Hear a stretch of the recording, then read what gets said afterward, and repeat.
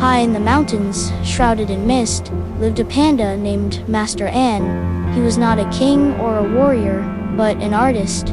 With a flick of his wrist and a drop of ink, he could paint the rustle of the wind in the bamboo or the silence of a falling leaf. One day, a young, orphaned bear cub named Kiko stumbled into his garden. Kiko was full of life and fire, but he had no patience for the quiet, careful world of art. Master An saw a restless heart that needed guidance and took him in as his student. Master An tried to teach Kiko the art of painting. "Patience, little one," he would say. "Art is not about speed. It is about pouring your heart onto the paper." But Kiko wanted to create masterpieces now, not after years of practice. To inspire him, Master An told Kiko the legend of the golden brush, a magical tool said to have been lost in the forest centuries ago. It was said that whatever the brush painted would spring to life from the canvas. The story did not inspire patience in Kiko. It inspired a desire for a shortcut.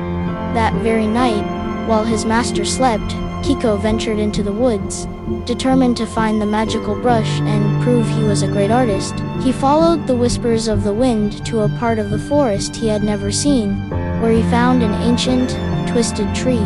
It seemed to hum with a strange energy, and hidden among its roots was a box carved with images of living paintings.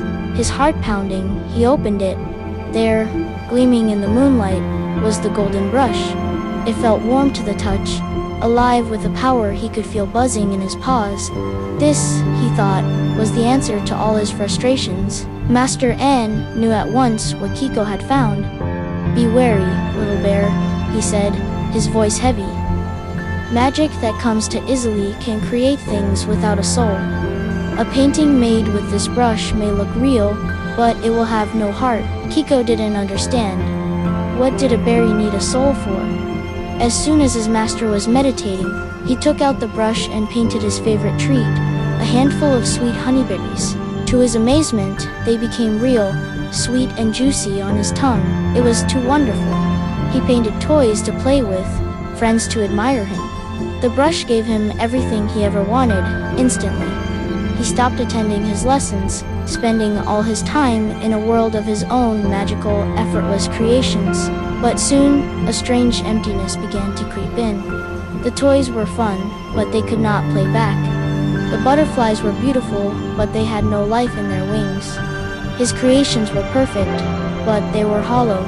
They had no heart. As weeks passed, a deep sadness fell over the forest. The rains stopped, the river shrank to a trickle, and a great drought settled upon the land. The plants withered, and the animals grew weak with thirst. Seeing the suffering around him, Kiko had an idea. This was his chance to be a true hero. The forest needed water, and he had a brush that could create anything. He would paint them a river. "That is not the way," Master N warned, sensing his plan. "A painted river is not a real one. It will offer no life. We must find the cause of the drought together." But Kiko, desperate to be the hero, refused to listen.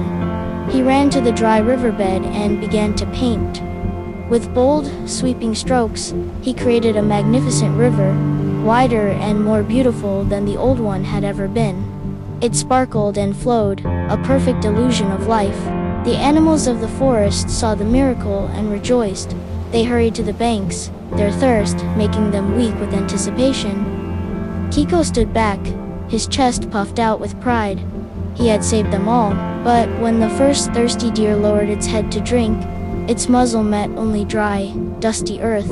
The river was nothing but light and color. It was a beautiful lie, an empty promise that could not quench their thirst. Kiko's heart shattered. He had made things worse, offering false hope. Master An came to his side, but not to scold. "The brush's magic is shallow, little one," he said gently. "But the forest has a deeper magic. Let us go and find it."